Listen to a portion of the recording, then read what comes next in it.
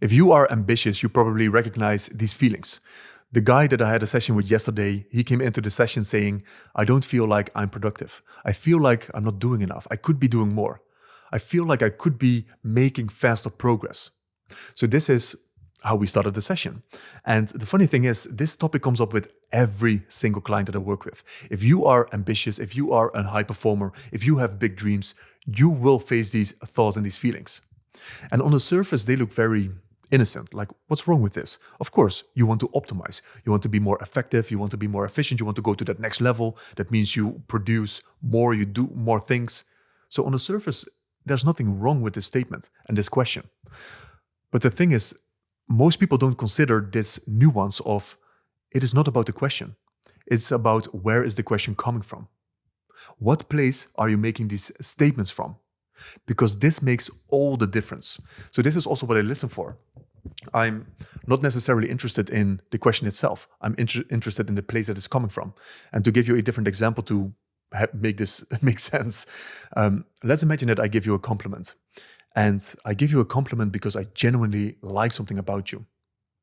Now, let's imagine I give that exact same compliment. I change nothing about the compliment. But now I give it to you and I want to get something from you. I want to manipulate you. And that's why I'm giving you that compliment. It is the exact same compliment, but it's a world of difference. You will even feel the difference in energy when I give you that compliment. But the thing is, well, it's the exact same compliment, right? And this is the thing when it comes to a statement like that, I want to be more productive, I don't feel like I'm doing enough, I could be further ahead by now, or I want to make faster progress. Like, this is good and all, but where is it coming from? Most people focus on the doing. Most people, with the compliment example, they focus on what is the compliment that I have to say. Similar to when people are teaching sales. They say this thing, use this statement, ask this question. Like, we are all so focused on strategies, doing, habits, which is important, but we forget the most important part, which is the being that is doing the strategy. It is be, do, have. This is how we create a change. It is not do, be, have. And this is how most people approach life. Do, be, have. If I do these things, then I'm this person and then I'll get these results. So with him in the session, I explored this because I felt the energy that already where he was asking the question from. Because you could say, I want to be more productive. Or I want to make faster progress. And this comes from a genuine curiosity, as in, how can I optimize things? Like, yes, I'm doing these processes, but I'm really curious, like, how can I optimize this? Or how could I make this faster? Because I feel like I'm a little too slow here. So this comes from a genuine commitment, as in, how can I optimize things? But it can also come from a place of fear. And this was the case for him. I feel like I'm behind in life. I need to make faster progress. I see my peers getting ahead, like they are already successful in the business. I'm not, so I feel behind. I need to make this progress. Or for some people, it is also the case, I need to get to this place because then I feel good enough. If I have this successful business, or if I have this dream physique, or if I have this, then I'm finally good enough. So they're anxiously pursuing that goal. And this is why they want to optimize things. This is why they want to get ahead faster, because of this anxiety. Now, with anxiety, of course, you can create amazing results. Like, you can play the game of, I just have my fear as my driver, and most people, by the way, they create beautiful results from this. But their life sucks. Behind the scenes, they feel terrible. So I don't necessarily focus on the results that someone creates. I care more about who are you being in this world. What is the being that is creating those results? Because why do you want the results in the first place? Because you think it will give you a certain feeling. You think there's an experience on the other side of this result. It's usually confidence, it's freedom, it's maybe peace, maybe even safety in a lot of cases. Then I can finally breathe. This was the case for me. For decades, easily, I've been creating from anger, creating from fear, because I needed to get a result, because then I'm finally good enough and then I could finally breathe. So if people would judge me, I can point to my results, look at my results, you can't judge me, I have the evidence to back it up. This was why I was creating results. I wanted to have that certainty within me, that safety, that peace, that freedom. But what if we could create that right now? What if you don't need the results? What if we could create that state of being right now and you create results from that place? Don't you want to have fun in life? Don't you want to feel vibrant? Don't you want to have deep connections with people? Or do you want to be driven by constant fear? So this is what I zoomed in with him. So I didn't necessarily go into, okay, how can we optimize things in your life? This was not important to me initially. I wanted to look at who are you being in this world. And he could see that fear was in the driver's seat. Fear was driving his decisions and driving his conversations. So he would be doing the exact same conversations or exact same things in business. But he was doing it right now from a place of fear, and he wanted to do it from a different place. Like, why do I want fear to be in the driver's seat? That doesn't make any sense. Like, it makes life tense. It creates pressure. Because what starts happening, and that's why it's so subtle. Like, he could see how this was affecting all areas of his life, because something happened with his cat in the morning. His cat was puking all over the place, and he had scheduled all kinds of things that he wanted to be doing because he wanted to be productive. But now the cat was puking, the cat was sick, he needed to take care of the cat, he needed to clean his puke, so his whole schedule was messed up. If you are creating from a place of fear, this will eat you alive. This will, let's call it politely, fuck you up. Because you start to create from this place of anxiety. Like, oh no, now I'm not making any progress. Now I'm behind my schedule. I can't do this, I can't do that. It's like, oh my God. And your whole day will become a mess. Because now this constant anxiety is creating because you're not doing the things that you're supposed to be doing. That's what happens when you start to create from a place of fear. But do you want fear to be the driver in your life? What if fear is not a driver? Like, you can have maybe a little fear in there. Like, I'm not saying to remove, and this is not realistic, to remove fear completely, but do you want fear to be the dominant driver? Let's call it like that. If we apply the 80-20 rule, we could have fear for 80%, but what if you would have fear for only 20% of your drive? Sometimes it's good to have that little push, that little aggression to create something. But what if you would put fun in the driver's seat? What if you put love in the driver's seat? I don't know, for some people it's like, oh my God, it's so cliche, like, yeah, create from a place of love, like these kind of things. But what do you want to experience in life? Do you want to have fun in life? What if that was your filter instead of, is it productive or not? Like, I think an individual that is creating success and that is having the most amount of fun possible compared to an individual that is, let's say, creating a little bit more success, but they're just constantly broken down by all the fear and pressure and responsibilities. Like, I think that individual that is having the most amount of fun is way more successful. Because how serious are you taking every single thing in life? Like, we are taking ourselves also way too serious. Like, of course, take your commitment seriously. Definitely important, but we are taking ourselves too seriously. So this is where, to circle back to the place that you're creating from, who do you want to be in the driver's seat? Who do you want to put there? Because, and you can just play with this as a thought experiment. This is what I did with him in the session. Okay, let's imagine we put someone else in the driver. What if love is in the driver's seat?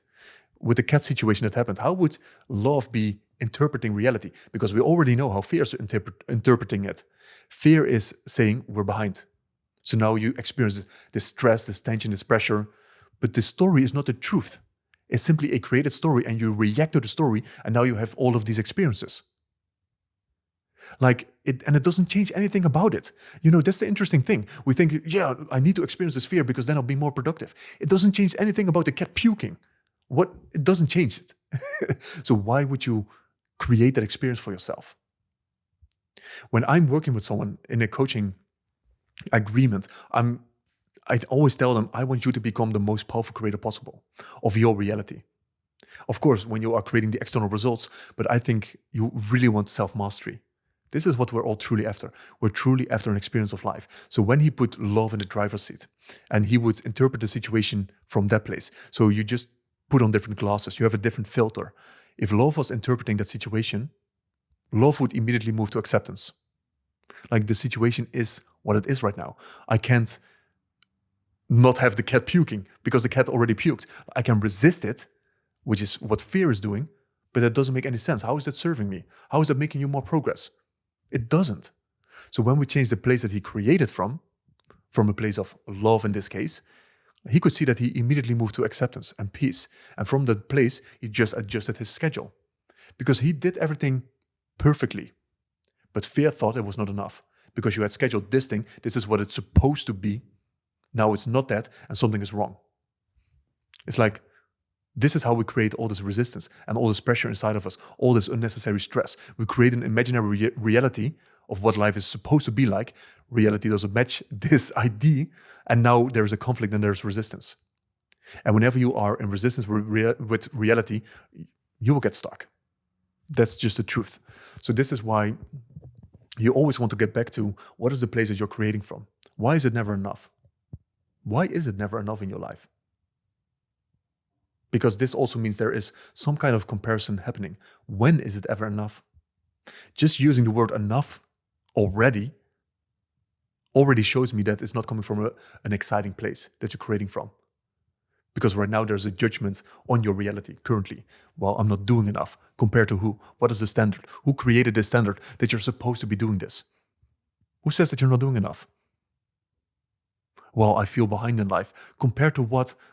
Who decided that there is a timeline that you're supposed to be on? What if you are exactly where you are supposed to be?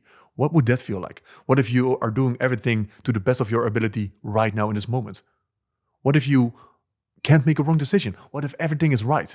Everything that is happening, even the cat puking as an example. Because when you could see that, oof, this moment was supposed to happen. Because through this moment, I could see how much fear and anxiety was creating in my life. And through the cat puking, I could create more freedom around it. So the cat puking actually served a very powerful purpose. So you can see how the world actually works. So we have this fear, ego idea of what is supposed to happen. But what if there's so much more outside of you happening for you that you don't even understand yet, that you can't even see the purpose of yet? Because what is the purpose of the cat puking? Initially, it doesn't have any purpose. But yeah, this is why when you create from a place of love, you see, for example, the big picture. And that's why it's so important to see what place are you creating from. Because fear is only tunnel visioned on, I need to get this result, we need to follow the plan, blah, blah, blah. But love is seeing the big picture, how everything is serving a purpose, everything is happening for you. And now you have a completely different relationship with life, which will also help you to create differently. So he would, and I can guarantee you, he will create different results from this. Because it changed who he was being. We don't even have to look at the doing. Because the being will automatically go to the doing. That's the beautiful thing. If you change who you are being, the doing is automatically changed. And if the doing is not changed, then you didn't change the being yet. And when some people are trying to force the doing to change the being, but it doesn't work like that. Like, it's good luck to override these internal stories and feelings that are there. You need to tap into a different experience of being for you to have a different doing. So this is what I do with actually every single client that I work with. I change the place that they create from. This is also what I look for in myself. It's not like, oh, I need to do something differently. I need to change the essence in the place that I'm creating from. That's, I believe, how you master life. And it's not about having this perfect state of being. That's not what the goal is. It is about getting yourself back to center as fast as possible. It's not that you remove the fear, remove the embarrassment, remove all of these feelings. They will always be there in your life. But the real mastery is in recognizing when you are going off track, when you're leaning into fear, and getting back to center as fast as possible and making a grounded decision moving forward. This is what life is about. This is the game that you want to be playing. And this is where the mastery is. It's not that something is wrong when you experience this fear and this resistance. It's just an opportunity for you to develop more mastery in grounding yourself in you, in your essence, and to get back to the most powerful place possible. So that's why also don't beat yourself up when you experience these feelings of I'm not good enough and I'm not this and I'm not that. It is part of someone's evolution. And you will always be experiencing this from different angles and different seasons of your life. But just know that you are asking these questions from a place of fear. And this is, again, we can question the hell out of this. And this is what I do in the sessions. I will question the hell out of it for you, because you can see how it's all built up from a lie. It is not true. Like, how do you know that this is true? I am behind. How do you know? Well, because of, what is the story? Where is it coming from? Who decided that this timeline existed? Is this a timeline? So this is where, when I say I want you to become the most powerful creator, I don't want other people to create your life for you. I want you to create your life. That is the most fun, creates the most results, of course, where you feel the most alive, the most vibrant, where you experience the most presence, the most connections, the most freedom, the most love. This is the experience that you're after. Why not create it right now? By changing the place that you create from. And the results will come. You don't need those results for anything. It's just fun to be building those sandcastles. This is how I view the things that I'm building in life. Let me just build this beautiful sandcastle because I want to build it. That's all. Because I want to do it. Not because I have to do it, otherwise I'm not good enough. or otherwise I'm not free and I need to prove myself to other people. Like, does that really sound fun to be living life like that? Like, I don't think so. So that's why I don't understand why people are promoting this. Of course, people are promoting this type of being and place to create from because they don't know any better. They don't know a different way of creating. So that's why a lot of motivational speakers, a lot of gurus online, they went with sheer force into this creation, and now they have all these results. And look at me, like I've been proving people wrong, and now I created all these results. I had all the chip on my shoulder kind of thing. I think that's the correct phrase. I have all this fear and this drive and this motivation, and use it to prove people wrong, and use it with the enemy. I'm like, what are you doing? Like, does that sound fun to you? Like, that's the thing. When I listen to this, of course, if you are in a place of anxiety, you think like, oh, they're right. I need to be doing this as well. But when I listen to this, it's like, oh, why would you make life so heavy? Why would you be so serious about it? That doesn't sound like fun to me. And they will say it's fun, but you don't feel it in their energy. Like, you feel the place that they are creating from. It's often from a very damaged place as well. There's so many things inside of them that they didn't look at yet. And do they have to do this? No. People can live their life in any way they want. I'm not saying that what they're doing is wrong. I'm just giving you the possibility of, you have a choice. Do you want to live that kind of life? That's the thing. You are choosing that kind of life. If you want to live that life, be my guest. Like, I'm not here to judge you. I'm just saying that when I've experienced, let's say, that way of creating, to me, it wasn't fun. It didn't feel exciting. It was destroying me in so many different ways. And that's when I made a decision to change the place that I'm creating from. And that's why all the clients that I have, they're usually pretty successful. They are high performers. They create amazing results.